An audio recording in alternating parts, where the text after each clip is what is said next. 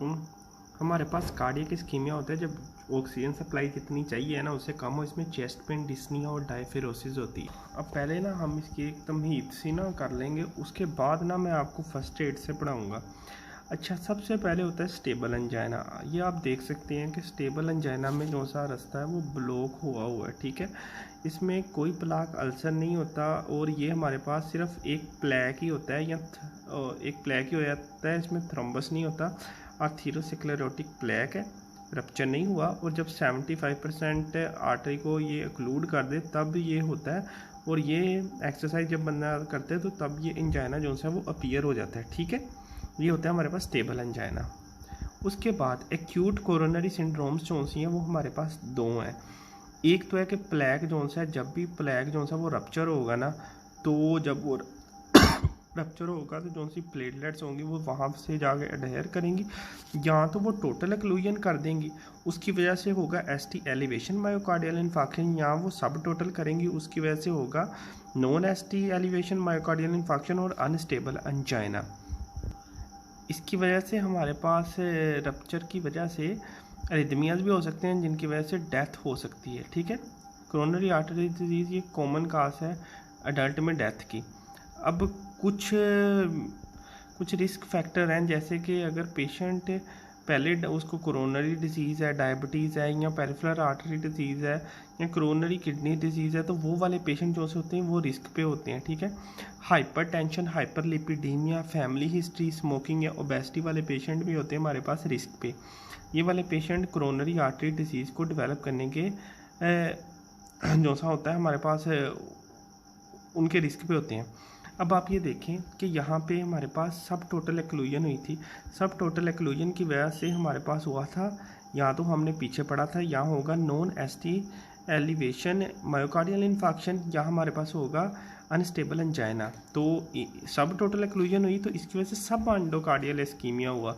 लेकिन अगर complete occlusion हुई तो हमारे पास हुई STEMI ST elevation myocardial infarction, जिसकी वजह से हमारे पास ट्रांसम्यूरल इस्कीमिया होगा, जिसकी वजह से, ठीक है।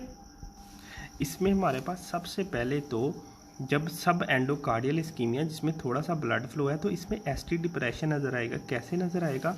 अगर आप ये लाइन देखें, ये साइड पे ब्लू वाली लाइन आपको नज़र आ रही होगी, ये ब्लू वाली लाइन, ये थोड़ी सी ऊपर है। ये जब उनकी बेस लाइन होती है ये ऊपर नहीं होती, थोड़ी सी नीचे होती है नॉर्मली। अच्छा, ये क्यों ऊपर है? क्योंकि ये वाला पार्ट है ये कॉन्स्टेंटली डीपोलराइज है, जिसकी वजह से हमारे पास रेस्टिंग मेम्ब्रेन पोटेंशियल थोड़ा सा ऊपर है। तो इसके बाद ये क्यूआरएस कॉम्प्लेक्स सारा जब डीपोलराइज हुआ तो क्यूआरएस कॉम्प्लेक्स है। फिर क्यूआरएस कॉम्प्लेक्स के बाद हमारे पास एक सेगमेंट होता है जिसको हम एसटी सेगमेंट कहते हैं।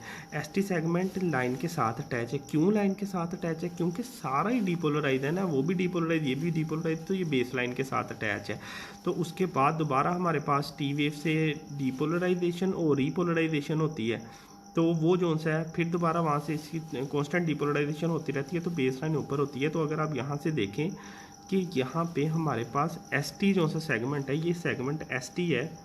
एसटी सेगमेंट ही मैंने आपको पहले बताया था ना, ये एसटी सेगमेंट है, ये डिप्रेस्ड है। डिप्रेस्ड ये क्यों है? ये असल में ये डिप्रेस्ड नहीं है, क्योंकि हमारे पास बेस लाइन ऊपर चल गई है सब एंडोकार्डियल की कांस्टेंट डीपोलराइजेशन की वजह से, इसलिए हमें ये डिप्रेस लग रहा है। तो हमारे पास सब एंडोकार्डियल इन्फाक्शन में जो एसटी सेगमेंट होगा ईसीजी पे वो डिप्रेस्ड होगा। उसके बाद हमारे पास और क्या, टी वेव की इन्वर्जन हो जाएगी हमारे पास इसमें। अच्छा, इसमें हमारे पास सब एंडोकार्डियल में टी वेव की इन्वर्जन भी होगी। अब क्यों इन्वर्जन होगी ये भी मैं आपको बताता हूँ, लेकिन सबसे पहले ये और किन चीज़ों में टी वेव की इन्वर्जन होती है? इंट्राक्रोनियल प्रेशर ज़्यादा हो, पेरिकार्डाइटिस, बंडल ब्रांच ब्लॉक और वेंटिकुलर हाइपरट्रॉफी में हमारे पास इसकी हो जाती है टी वेव की इन्वर्जन। यहाँ इसको आपने याद रखना है, रेज इंट्राओकुलर प्रेशर, उसके बाद पेरिकार्डाइटिस, बंडल ब्रांच ब्लॉक और वेंटिकुलर हाइपरट्रॉफी। अच्छा, टी वेव की इन्वर्जन भाई इसलिए होती है क्योंकि हमारे पास जब हम नॉर्मली हमारे पास यहाँ से ये देखो, नॉर्मली हमारे पास ये पार्ट जो सा ये हमारे पास है ईसीजी की लीड। नॉर्मली हमारे पास ऐसे होता है कि जो सी हमारे पास सबसे पहले डीपोलराइज हो रही होती है ना, रीपोलराइजेशन इस तरह ऊपर को जाती है, सही है, इस तरह ऊपर को जाती है। ये एरो मुझसे सही नहीं बना, ऊपर को जाती है इस तरह रीपोलराइजेशन, तो हमारे पास जब रीपोलराइजेशन लीड से अवे जा रही होती है तो टी वेव हमारे पास बनती है ऊपर की तरफ, अपवर्ड। अब अनवर्टेड टी वेव क्यों बनेगी? जब हमारे पास सब एंडोकार्डियल इस्कीमिया होगा ना, तो हमारे पास रीपोलराइजेशन इसके नीचे से स्टार्ट होगी और वो इस तरह नीचे की तरफ आएगी, तो इसकी वजह से हमारे पास जो सी टी वेव है वो इन्वर्टेड हो जाएगी। सब एंडोकार्डियल में एक टी वेव की इन्वर्जन पढ़ी हमने और एक एस टी सेगमेंट का डिप्रेशन पढ़ लिया। फिर उसके बाद हमने ट्रांसम्यूरल इस्कीमिया, जब फुल हमारे पास होगा, कोई ब्लड फ्लो नहीं हो रहा होगा, उसमें क्या ईसीजी चेंजेस आएंगी, पहले हमने पढ़ा सब एंडोकार्डियल में। अब ट्रांसम्यूरल इस्कीमिया में, मतलब जब बिल्कुल ब्लड ब्लॉक हो गया, इसमें हमारे पास बेसलाइन उसमें अप थी, इसमें बेसलाइन कम होगी। क्यों? क्योंकि ये पूरा पार्ट डीपोलराइज है और इसकी वजह से ये पार्ट जो से ये हमारे पास ऊपर की तरफ वेव्स भेज रहा है, जो कि ये जो से ईसीजी लीड है इससे अवे जा रही हैं। इसकी वजह से इसका जो सा रेस्टिंग मेम्ब्रेन पोटेंशियल वो बेस लाइन से भी नीचे होगा। उसके बाद वैसे ही क्यूआरएस कॉम्प्लेक्स होगा, वैसे ही हमारे पास है ये एसटी सेगमेंट होगा।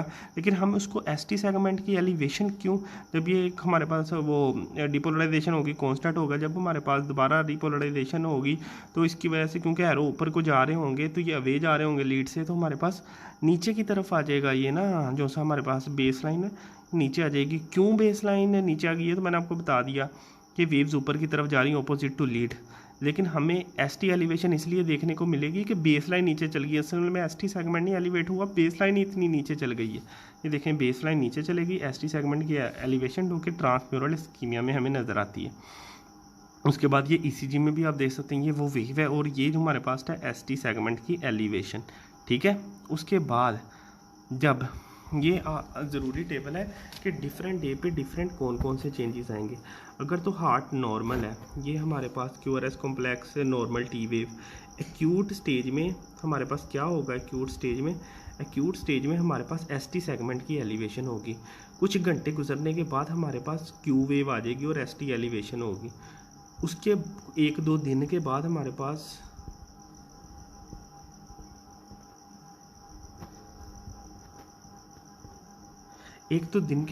पास क्या हो? अच्छा, अब 1-2 दिन के बाद हमारे पास एक तो वो क्यू वेव आ गई, उसके बाद टी वेव जोन सी है, क्यू वेव आ गई। एसटी सेगमेंट तो एलिवेट हुआ है और साथ में जोन सी वो टी वेव है ये इन्वर्टेड हो जाएगी। इसके बाद हमारे पास यहाँ पे 2 चीज़ें होंगी, क्यू वेव होंगी और टी वेव इन्वर्टेड होगी। 7 दिन से ज़्यादा गुजर जाएँ तो सिर्फ हमारे पास क्यू वेव प्रेजेंट होगी, नॉर्मली सब कुछ नॉर्मल। उसके बाद एसटी एलिवेशन एक्यूट फेज में कुछ घंटों के बाद हमारे पास क्यू वेव भी आ जाएगी, एसटी एलिवेशन भी हो जाएगी। उससे कुछ घंटे गुजरेंगे तो हमारे पास एसटी एलिवेशन तो पहले है, क्यू वेव भी थी, तो टी वेव की इन्वर्जन भी हमें नज़र आएगी। उसके बाद हमारे पास एसटी एलिवेशन जो सबसे पहले आई थी वो ख़त्म हो जाएगी।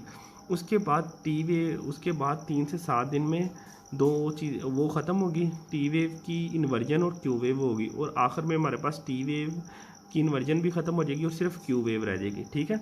Normal ST elevation Q wave आई, उसके बाद हमारे पास वो सेगमेंट है जो सा है 1 से 2 दिन में टी वेव की भी इन्वर्जन होगी।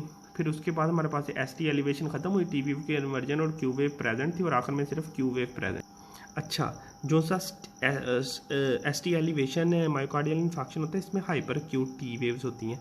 हाइपर एक्यूट टी वेव्स का क्या मतलब है कि इसमें जो सी टी वेव होंगी उसके बाद हमें जो सा ट्रांसम्यूरल इस्कीमिया में जो सी हैं हाइपर एक्यूट टी वेव्स, लंबी लंबी टी वेव्स भी नज़र आएंगी, ठीक है।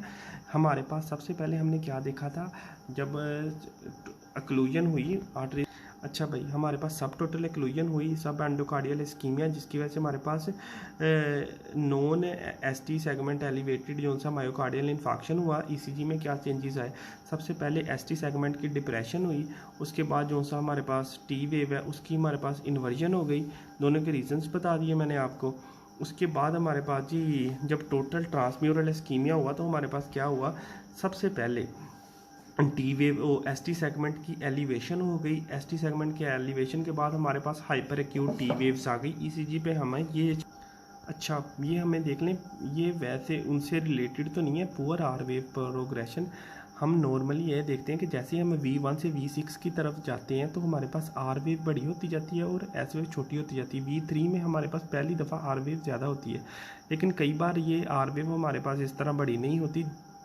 इंटीरियर इस्कीमिया में ऐसा नहीं होता। जैसे कि आप देखें V1 में जो सी है हमारे पास ये आर वेव है ही नहीं, सारी की सारी दूसरी वेव है, एस वेव है, और उसके बाद यहाँ पे छोटी सी आर वेव आई, यहाँ पे आर वेव जो सी है वो बड़ी होगी। इस तरह ये नॉर्मल ईसीजी में होता है।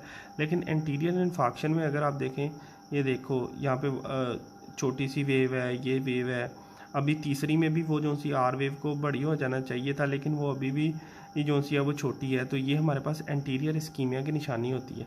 अब इस सब को हम जितना भी हमने पढ़ा है ये हम देख लेते हैं फर्स्ट एड से।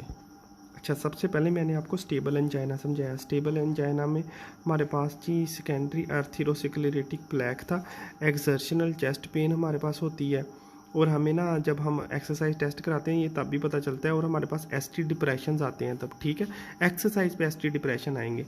फिर उसके बाद हमारे पास वेजोस्पास्टिक एंजाइना, ये हमारे पास बाद में हो गया वेजोस्पास्टिक एंजाइना या प्रिंसमेंटल या वेरिएंट एंजाइना। ये जो सी होती है ना, स्पैज़म हो जाता है आर्टरीज का, जिसकी वजह से होता है। इसमें एसटी वेव की एलिवेशंस होती हैं। तंबाकू स्मोकिंग, हाइपरटेंशन, तंबाकू स्मोकिंग जो सी है एक रिस्क फैक्टर है, हाइपरटेंशन और हाइपोकोलेस्टेरोलेमिया रिस्क फैक्टर नहीं है। ट्रिगर जो सी कोकेन, अल्कोहल वगैरह हो सकती है, ठीक है। इसकी जो सी ट्रीटमेंट है कैल्शियम चैनल ब्लॉकर, नाइट्रेट्स, या फिर आप स्मोकिंग करना छोड़ दें, ये इसकी ट्रीटमेंट होती है, ठीक है।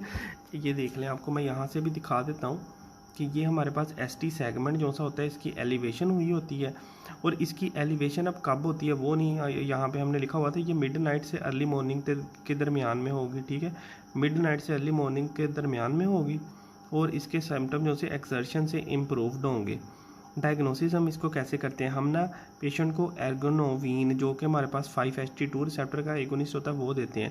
जब हम देते हैं तो पेशेंट के जो से आर्टरीज है ना वो कॉन्ट्रैक्ट कर जाती हैं, तो हमें पता चल जाता है इसको वेजोस्पास्टिक एंजाइना, या हम एसिटाइलकोलिन देते हैं। वैसे तो एसिटाइलकोलिन जो है वेजोडाइलेशन करवाता है, लेकिन अगर एंडोथेलियल डिसफंक्शन हो तो ये वेजियोकंस्ट्रिक्शन करवाएगा इस एंजाइना में जो सा होता है वेरिएंट एंजाइना, ठीक है। अच्छा, ये ट्रीटमेंट जो सी होती है ना, ये वेरिएंट एंजाइना जो सा वेजोस्पास्टिक एंजाइना, इसकी ट्रीटमेंट में आपने कैल्शियम चैनल ब्लॉकर, नाइट्रेट्स देने हैं, सारा कुछ देना है, लेकिन आपने कभी भी बीटा ब्लॉकर नहीं देने उस पेशेंट को, ठीक है, नहीं तो वो अल्फा स्टिमुलेशन की वजह से काम ख़राब ना हो जाए। उसके बाद आपके पास अनस्टेबल एंजाइना, जैसे मैंने आपको शुरू से बताया था, जब ना हमारे पास पूरा ब्लड फ्लो नहीं रुकता तो हमारे पास सब टोटल ब्लड फ्लो रुकता है, तो हमारे पास जो सा होता है ये क्या उसको कहते हैं अनस्टेबल एंजाइना होता है, या non ST segment elevated myocardial infarction होता है। तो ये हमारे पास इनकम्प्लीट कोरोनरी आर्टरी के एक्लूजन की वजह से होता है, जो कि हमारे पास इनकम्प्लीट कोरोनरी आर्टरी एक्लूजन की वजह से होता है। एसटी सेगमेंट की इसमें डिप्रेशन होती है, और टी वेव की इसमें इन्वर्जन होती है, और पर इसमें कोई बायोमार्कर जो सा वो रेज नहीं होता, ठीक है। जो सी हमारे पास होती है इसमें फ्रीक्वेंसी और इंटेंसिटी ऑफ चेस्ट पेन जो सी है वो ज़्यादा होती है। अब ये सारा आपको डिफरेंस इससे पता चल जाएगा। सबसे पहले स्टेबल एंजाइना, स्टेबल प्लेक है, एक्सर्शन से उसको पेन होती है, एक्सर्ट अगर ना करे तो उसको पेन नहीं होती। और इसमें हमें ना जब हम ईसीजी, इसमें कोई ट्रोपोनिन लेवल नहीं ज़्यादा होता, इन्फाक्शन भी कोई नहीं होता, थ्रोम्बोटिक प्रॉब्लम नहीं है, ईसीजी में कोई हमें नज़र नहीं आता। लेकिन हम अगर वैसे ईसीजी देखें ना तो एसटी डिप्रेशन हमें नज़र आते हैं अगर एक्सरसाइज पे ईसीजी देखें। ट्रीटमेंट इसकी ये है कि क्योंकि थ्रोम्बोटिक प्रॉब्लम नहीं, हेपारिन का कोई रोल नहीं है, तो रीवैस्कुलराइजेशन या बाईपास करना पड़ेगा स्टेबल एंजाइना के लिए। हम ज़्यादातर नाइट्रोग्लाइसरीन ही दे देते हैं, वो भी मोनोनाइट्रेट जो सा ज़्यादा होती है, दिन में एक दफ़ा देनी पड़ती है। अनस्टेबल एंजाइना जो सी होती है ये माइल्ड एक्सर्शन से या रेस्ट पे हमें होती है। ये क्यों होती है ये मैंने आपको बता दिया, सब टोटल एक्लूजन की वजह से। ट्रोपोनिन लेवल इसमें एलिवेटेड नहीं होते, 100% जब एक्लूजन ना हो तो इसमें हमारे पास चेंजेस क्या होते हैं, एसटी सेगमेंट डिप्रेशन होगी और टी वेव इन्वर्जन होगी। अच्छा, जब हमारे पास आर्थेरोस्क्लेरोटिक प्लेक रप्चर हुआ था तो हमारे पास जो सी है वो ब्लड फ्लो कम हो गया था, टोटल 100% एक्लूजन नहीं पर काफ़ी एक्लूजन की थी। यहाँ तो हमारे पास अनस्टेबल एंजाइना हुआ था या एनस्टेमा ही हुआ था, तो दोनों की ईसीजी चेंजेस सेम ही है। तो इन दोनों में डिफरेंस क्या, एट रेस्ट होती है, इसमें सब एंडोकार्डियल इस्कीमिया होता है जो कि हमारे पास 100% रप्चर की वजह से नहीं होता, एसटी डिप्रेशन होता है इसमें। और इन दोनों में हम डायग्नोस कैसे करेंगे, अगर तो हमारे पास जो से ट्रोपोनिन लेवल एलिवेटेड हो तो एनस्टेमा ही हुआ है, और अगर नहीं है तो अनस्टेबल एंजाइना होना हुआ है। इन दोनों का डिफरेंस हम नीचे देख लेते हैं, वो ज़्यादा बेहतर लिखा हुआ है। यहाँ से आप बस ये देख लें, यहाँ पे सब एंडोकार्डियल होता है इस्कीमिया, और स्टेमे में हमारे पास ट्रांसम्यूरल इस्कीमिया होता है जो मैंने आपको पहले भी बता दिया है, ठीक है। इसमें अगर प्लेक रप्चर हुआ 100% ओक्लूजन नहीं हुई, इसमें इन्फाक्शन सब एंडोकार्डियल होगा जो कि 1/3 पे होगा। इसमें हमारे पास ट्रोपोनिन के लेवल ज़्यादा होंगे, एसटी वेव की डिप्रेशन, टी वेव की इन्वर्जन होगी। ट्रीटमेंट क्या होगा जी? ये कोई एमरजेंसी नहीं होती, क्योंकि इसमें थोड़ा बहुत ब्लड जो है वो आगे जा रहा होता है। इसमें हम aspirin, heparin, beta blocker, nitrates देते हैं और इसके बाद 2 दिनों बाद हम एंजियोग्राफी करते हैं। अगर तो ज़्यादा ही हमें लगे कि ज़्यादा मसला है तो हम स्टेंट डाल देते हैं इसमें। लेकिन ये एमरजेंसी नहीं होती। लेकिन जो है एसटी एलिवेटेड होता है, इसमें हमारे पास कोई ब्लड फ्लो नहीं आगे जा रहा होता, ट्रांसम्यूरल इस्कीमिया होता है, पूरी थिकनेस जो सी है मायोकार्डियल वॉल की इन्वॉल्व होती है, ट्रोपोनिन लेवल ज़्यादा होते हैं। इसमें एसटी सेगमेंट की एलिवेशन होती है और पैथोलॉजिकल क्यू वेव्स होती हैं और हमारे पास जो सी ऊंची ऊंची टी वेव्स भी होती हैं, हाइपर एक्यूट टी वेव, ये एमरजेंसी होती है। इसमें हमें ना मसल जो सा होता है वो टाइम होता है। ऑप्शन 1 होता है कि हम एंजियोप्लास्टिक करें, रिवैस्कुलराइजेशन इसमें करते हैं। उसमें ऑप्शन 1 तो होता है कि हम एंजियोप्लास्टी करें 90 मिनट के अंदर अंदर। अगर एंजियोप्लास्टी नहीं करनी तो थ्रोम्बोलाइसिस करें 30 मिनट्स के अंदर। एंजियोप्लास्टी ज़्यादा सिग्निफिकेंट होती है। थ्रोम्बोलिटिक्स में हम उसको एस्पिरिन, हेपारिन, क्योंकि ये थ्रोम्बोटिक प्रॉब्लम है, एस्पिरिन, हेपारिन देते हैं, बीटा ब्लॉकर और नाइट्रेट्स देते हैं। फिर हम ये चारों देने के बाद डिसाइड करते हैं कि ऑप्शन 1 पे जाना है या 2 पे। ऑप्शन 1 पे अगर जाना हो तो हम उसकी आर्टरी जो सी ओपन कर देते हैं बलून के साथ। अगर ऑप्शन 2 पे जाना हो तो उसको टिश्यू प्लाज्मिनोजन एक्टिवेटर देते हैं। सबसे पहले पेशेंट आया, उसको हमने ना रिवैस्कुलराइजेशन करनी, एंजियोप्लास्टी, थ्रोम्बोलाइसिस के लिए हमने उसको aspirin, heparin, beta blocker, nitrates देने हैं और हमने ऑप्शन 1 पे उसकी या तो आर्टरी ओपन कर देनी है एंजियोप्लास्टी में, या उसको टिश्यू प्लाज्मिनोजन एक्टिवेटर दे देना है। नाइट्रेट्स जो से होते हैं ये हम कभी भी, ये नाइट्रेट जो से होते हैं राइट साइडेड और राइट कोरोनरी आर्टरी के इन्फेक्शन में नहीं देते, इन्फेक्शन में दे देते। क्यों नहीं देते? क्योंकि राइट वेंट्रिकल जो है वो आगे ब्लड को पंप नहीं कर रहा होता। जब पंप नहीं कर रहा होता तो लंग्स के पास ब्लड नहीं जा रहा होता, तो लंग्स के पास नहीं जा रहा तो आगे वेंट्रिकल्स पे प्रीलोड कम होता है, हाइपोटेंशन होती है। तो इसलिए राइट साइडेड वेंट्रिकल इन्फेक्शन में कॉन्ट्राइंडिकेटेड होते हैं। बीटा ब्लॉकर जो से इन्फीरियर एमआई अगर हो तो हमें इसमें कॉन्ट्राइंडिकेटेड होते हैं, क्योंकि इन्फीरियर एमआई में वेगल टून ज़्यादा हुई होती है, ठीक है। तो ये उसमें जो है वो कॉन्ट्राइंडिकेटेड होते हैं। अब हमारे पास ये सारी चीज़ें आ गई। तो एक मिनट रुको। जब भी हमारे पास कोई पेशेंट आता है, जैसे एमआई का पेशेंट आ गया या अनस्टेबल एंजाइना का, नॉन एसटी है, उसको हम उसकी रिवैस्कुलराइजेशन करते हैं। मतलब हमें उसकी ब्लड सप्लाई को रिस्टोर करना होता है,